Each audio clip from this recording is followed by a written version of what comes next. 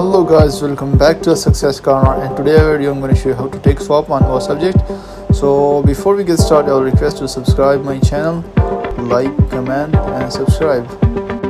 So let's get start the video. So here we go again. Just add your image, like the layer, go to select your subject, and after that go to select again, modify and expand. So as per your subject, select your radius. I will put 25 as per my subject. I will go again to select and modify smooth.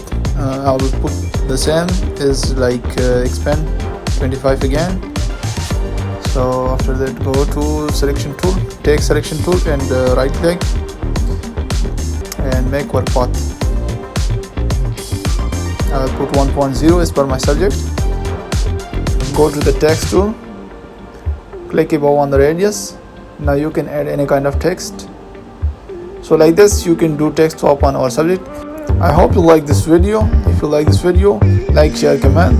If you're new here, subscribe must and press the bell icon. Stay connected for more video so you will learn more tricks and ideas. Thank you for watching. See you in next video.